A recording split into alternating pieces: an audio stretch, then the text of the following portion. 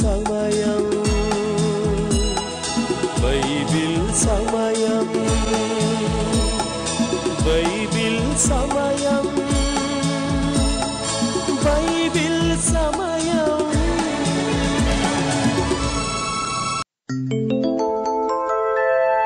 ఆదియందు వాక్యముండెను,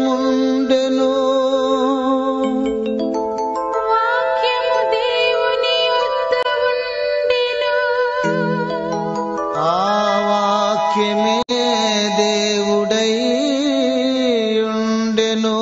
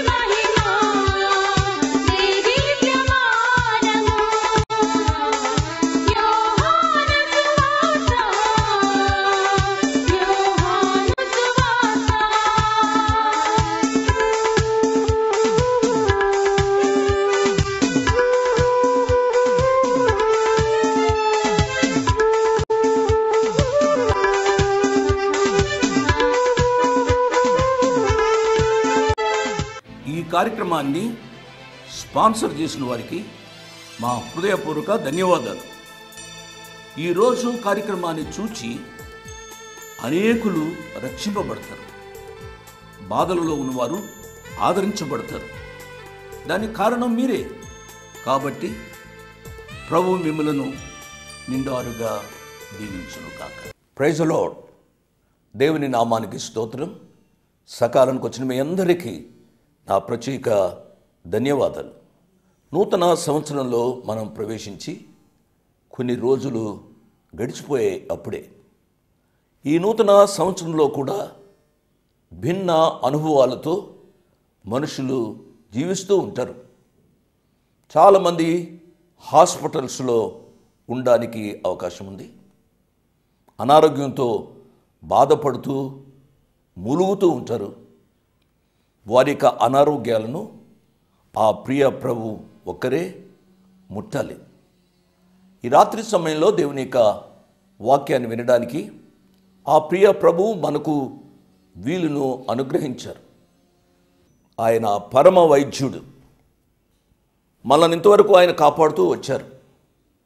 ఈ రోజు వరకు, ఈ క్షణం వరకు మనము సజీవంగా ఉన్నాము అనంటే మనం తినే తిండిని బట్టి కాదు, మనకున్న ఆస్తిపస్తులను బట్టి కాదు, మనకున్న పలుకుబడిని బట్టి కాదు. కేవలము ఆయన కృప కనికిరాలు. ఏమి చెల్లించి మనము ఆయన రుణాన్ని తీర్చుకోగలం. ఈ రాత్రి సమయంలో దేవుని యొక్క వాక్యాన్ని ధ్యానం చేసుకుంటున్నాం. మీ ఆరోగ్యాలు ఎలా ఉన్నాయి? ఇంట్లో యవ్వన బిడ్డలు ఏ రీతిగా ఉన్నారు? ఈ నూతన సంవత్సరంలో మన యొక్క జీవితాలు ఒక వినూత్నమైన రీతిగా ఉండాలి. యెహోవా సంవత్సరంలో జరుగుతూ ఉండగా మీ కార్యము నా యొక్క జీవితంలో తెలియజేయము అన్న రీతిగా సంవత్సరాలు మన యొక్క జీవితాల్లో జరుగుతూ ఉన్నాయి. అనగా మనము సమాధికి దగ్గర అవుతున్నాం, మన మరణానికి దగ్గర అవుతున్నాం. కాబట్టి మన వయస్సు తరుగుతూ ఉంది. మన వయస్సు తరుగుతూ ఉండగా మనము అనుభవంలో కూడా పెరుగుతూ ఉండాలి. ఈ సత్యాన్ని మీరు గ్రహించి ఉండి ఉంటారని నేను ఆశపడుతున్నాను. ఈ నూతన సంవత్సరంలో దేవుని కొరకు గొప్ప కార్యాలు చేయడానికి తీర్మానం చేసుకోవాలి. ముఖ్యంగా యవనస్తులు తమ పాత పాప జీవితాలకు స్వస్తి చెప్పి యేసు ప్రభు వారి కొరకు ఒక వినూత్నమైన రీతిగా బ్రతకాలి అని నేను వారిని హెచ్చరిస్తున్నాను. ప్రియ యవన బిడ్డలారా, దేశ భవిష్యత్తు కానీ, రాష్ట్ర భవిష్యత్తు కానీ, సంఘ భవిష్యత్తు కానీ, మీ కుటుంబ భవిష్యత్తు కానీ, మీ భవిష్యత్తు కానీ మీ చేతుల్లోనే ఉంది. యవన బిడ్డలు చాలా జాగ్రత్తగా జీవించాలి.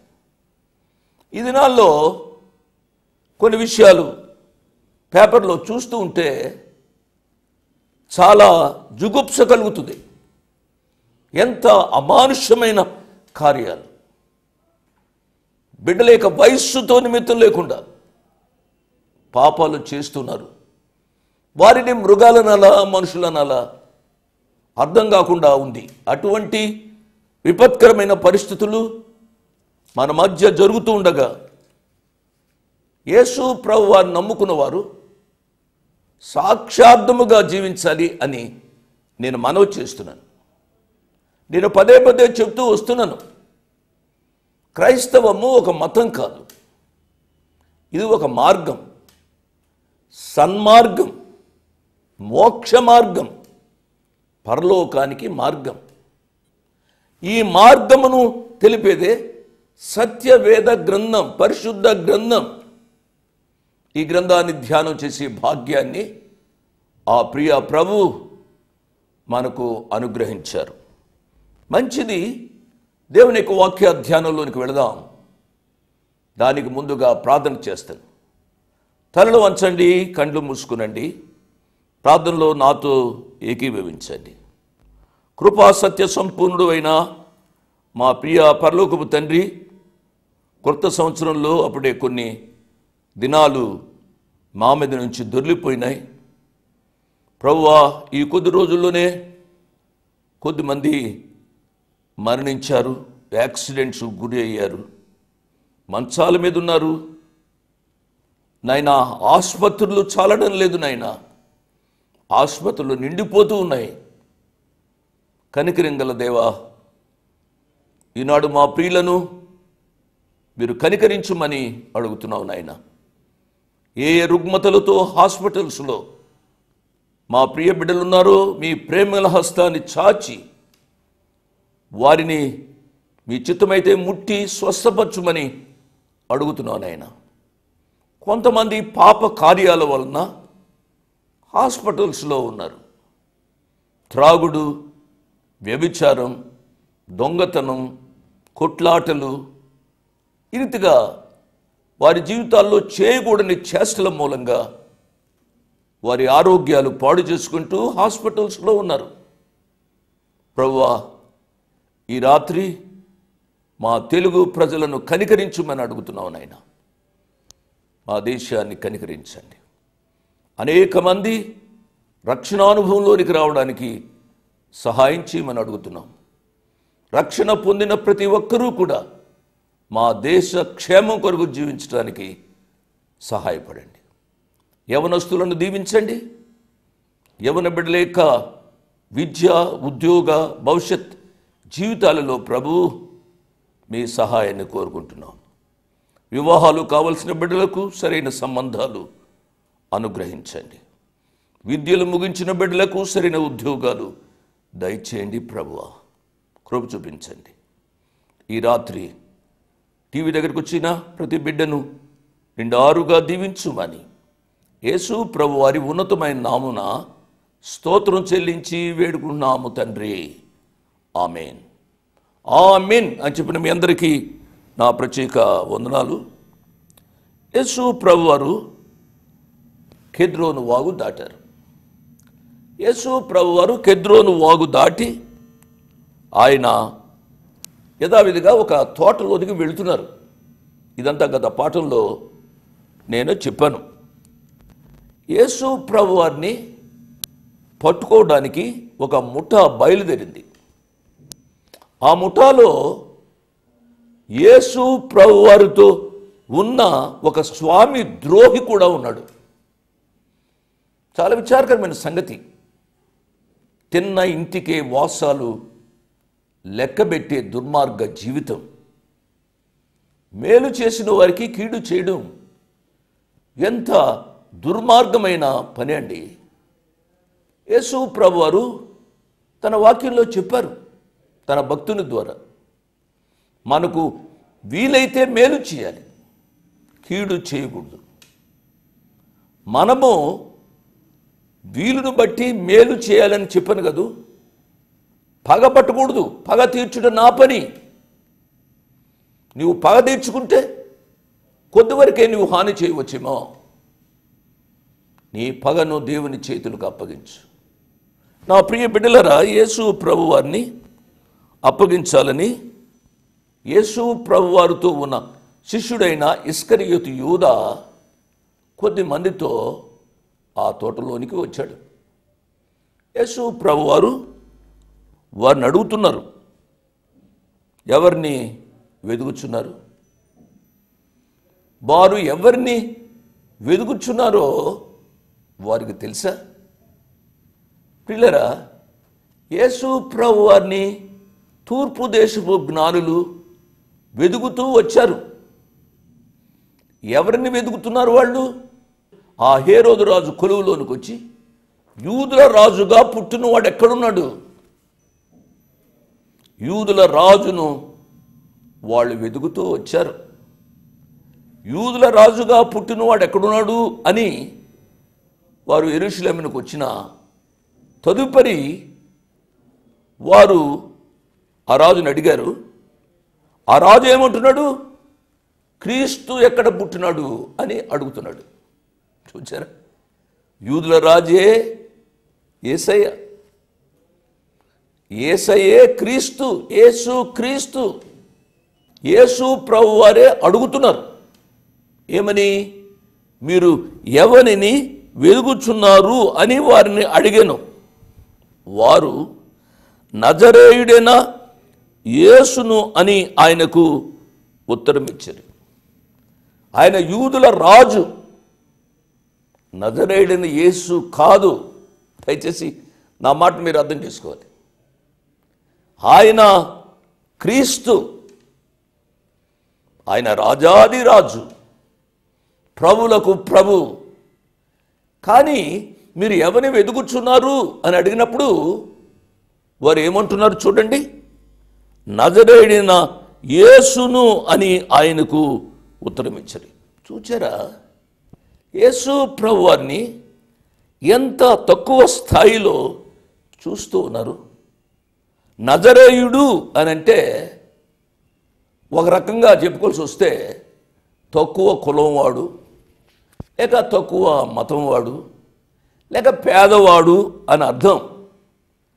వారు ఆన్సర్ అది సరైన రీతిగా కనబడుతుంలే. ఈ దినాల్లో కూడా కొంతమంది మతంకారం, ధనంకారము, వారి జీవితాల్లో పదవి వ్యామోహం, ఈ హేతువులను బట్టి మనుషులను చాలా తక్కువగా చూస్తూ ఉన్నారు. నేను పదే పదే చెప్తున్నాను, ప్రియులరా, ఎవరి శరీరాన్ని కోసినా వారి యొక్క రక్తం ఎర్రగానే ఉంటుంది.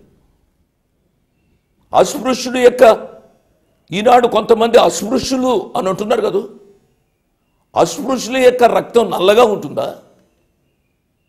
నువ్వేదో పెద్ద కులం వాడిని, మతం వాడిని, అగ్రజాతి వాడిని, అగ్ర కులస్తులను అంటున్నావు కదూ, నీ రక్తం ఇంకొక రీతిగా ఉంటుందా?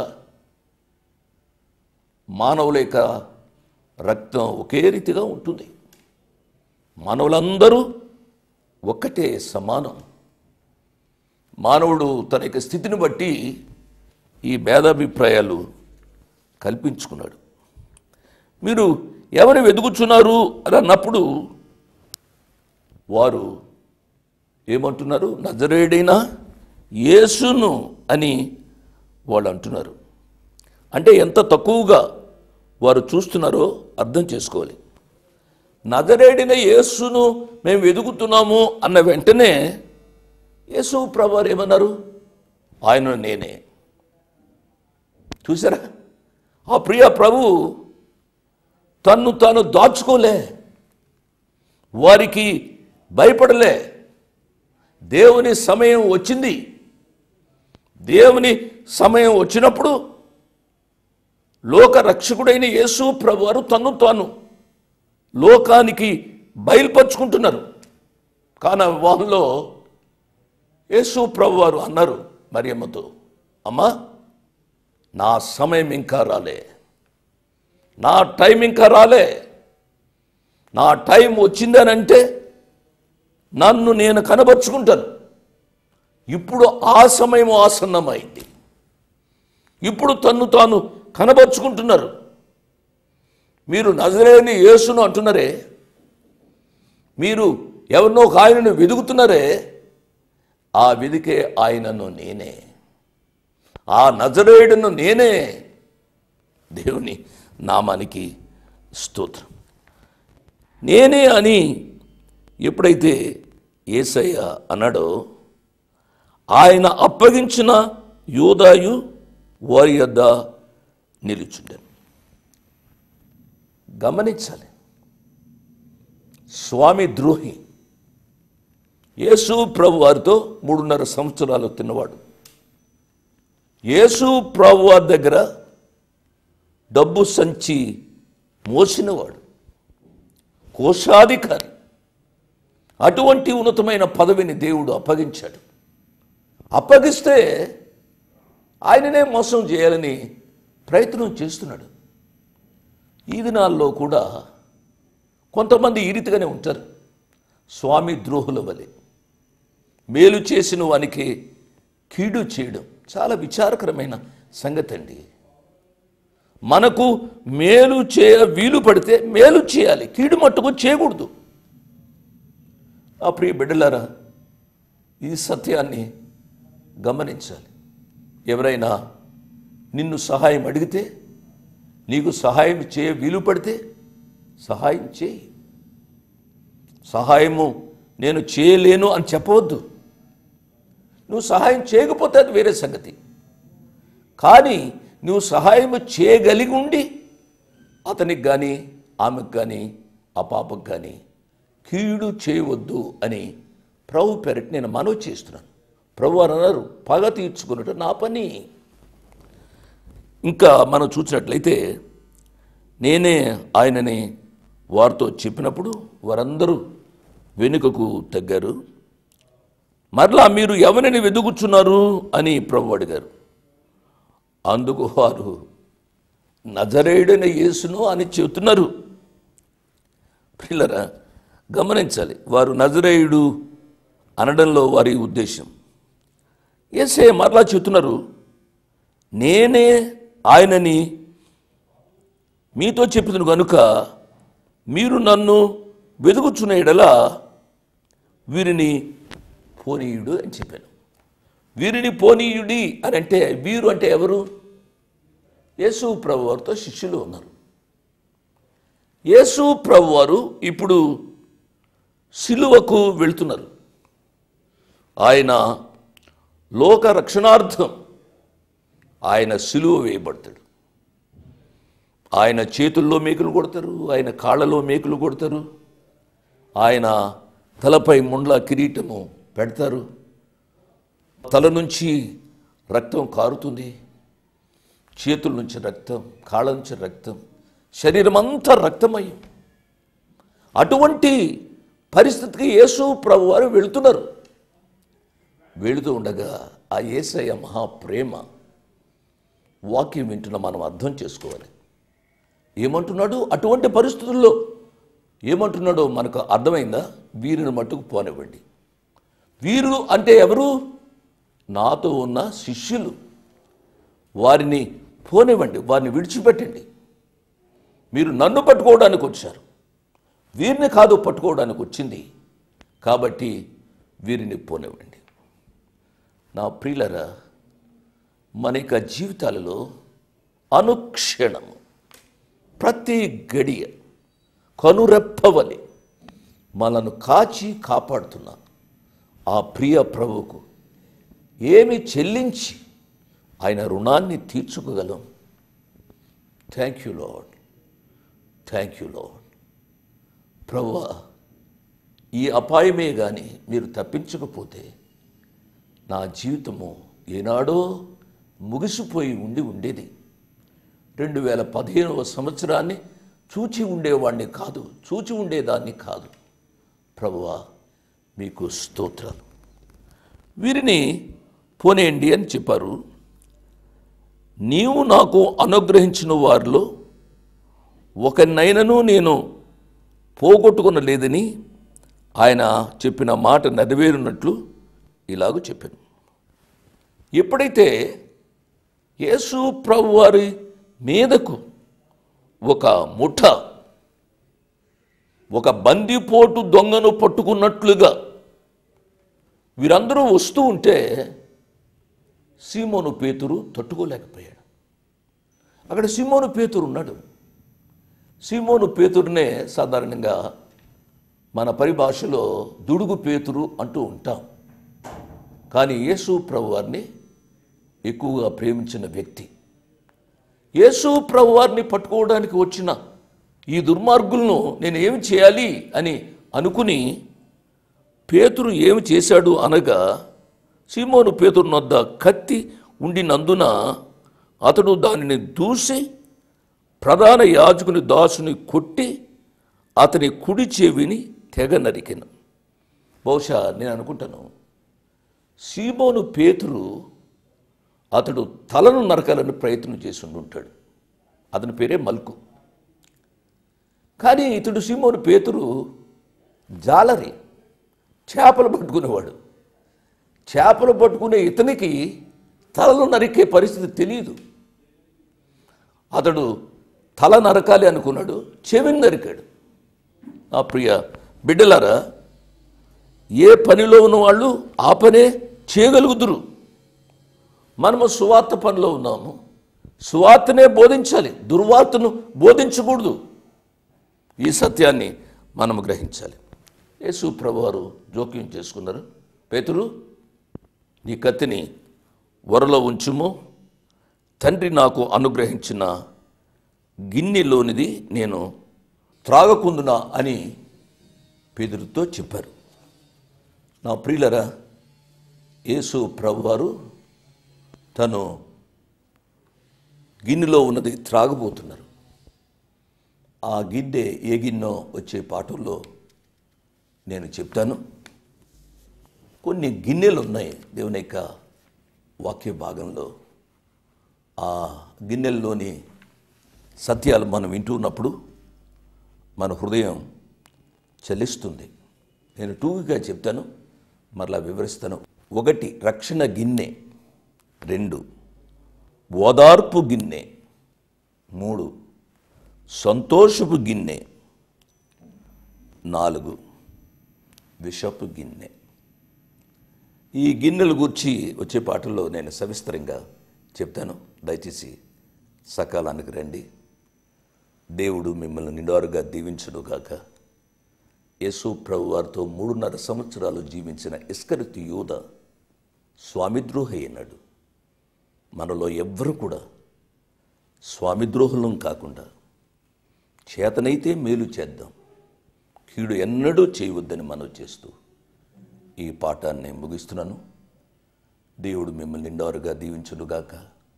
ఈ నూతన సంవత్సరంలో దేవుని కొరకు గొప్ప కార్యాలు ఆలోచించండి, గొప్ప కార్యాలు చేయండి. చేతనైతే పేదవారికి సహాయపడండి. యేసు అనుచరుల కొరకు ప్రార్థన చేయండి. మీకు సాధ్యమైనంత వరకు యేసు అనుచరుల పరిచర్యకు సహాయపడి ఈ పరిచర్య నిర్విఘ్నంగా సాగేటట్లుగా చూడమని మనవి చేస్తూ ముగిస్తున్నాను. దేవుడు మిమ్మల్ని నిండారుగా దీవించునుగాక. ఆమేన్. సర్వలోకము మనలను తన వాక్య సత్యంబుతో చేసెను. సర్వోపకారుడుండే మన మీద జాలి పరుడైయుండెను, మన మీద జాలి పరుడైయుండెను.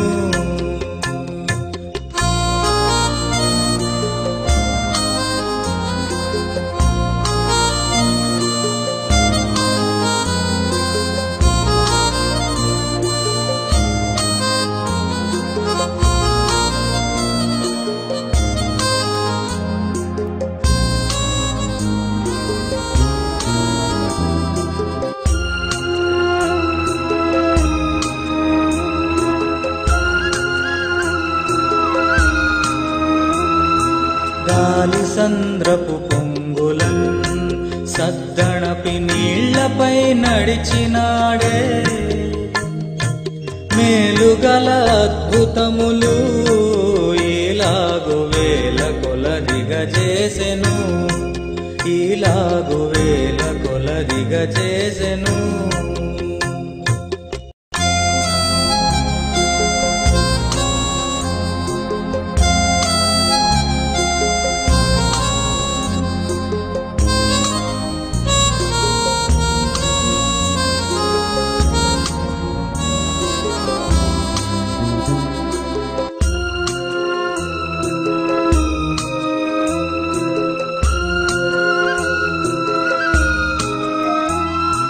నమ్మి బాప్తిస్మముందు నరులకు రక్షణ మరి కల్గును నమ్మనొల్లకపోయెడు నరులకు నరకంబు సిద్ధమనెను నరులకు నరకంబు సిద్ధమనెను దేవుని ప్రేమ ఇదిగో జనులార భావంబు నందలియరే కేవలము నమ్ముకొని నా పరలోక జీవంబు మనకపును పరలోక జీవంబు మనకపును. ఇంతవరకు వాక్యాన్ని విన్నందుకు మీకు నా హృదయపూర్వక వందనాలు. ఒక ప్రత్యేకమైన మనవి చేయడానికి మరొకసారి మీ ముందుకు వస్తున్నాను. అదేమిటనగా ఈ కార్యక్రమాన్ని నిర్వహించడానికి నేను ఎంతో ధైర్యం చేశాను అనే విషయాన్ని జ్ఞాపకం చేస్తున్నాను. డబ్బుండి ఈ కార్యక్రమాన్ని ప్రారంభించలేదు. నన్ను రక్షించి ఇంతవరకు పిలిచిన ప్రభు ఉన్నారు అని, తదుపరి విశ్వాసులైన మీరు ఉన్నారు అనే ధైర్యంతో ఈ కార్యక్రమాన్ని కొనసాగిస్తున్నాం. కాబట్టి ఈ కార్యక్రమానికి అయ్యే ఖర్చులో కొంత భాగమైన మీరు భరించాలని మనవి చేస్తున్నాను. ఒకరోజు కార్యక్రమానికి ఎంత ఖర్చు అవుతుందో ఆ విషయాలు మీరు తెలుసుకోవాలంటే దయతో నాకు ఫోన్ చేసి కానీ ఆఫీసుకు ఉత్తరం రాసి కానీ తెలుసుకొని సహాయపడమని ఒక తండ్రిగా, దైవదాసునిగా, అంకులుగా మీకు మనవి చేస్తున్నాను. My address 1-1-214/2, flat number 505506. 1-1-214/2, flat number 505506. Prithvi Apartments Extension, Vivek Nagar, Chikkarpalli, Hyderabad 20. దేవుడు మిమ్మల్ని నిండారుగా దీవించునుగాక. ఆమేన్.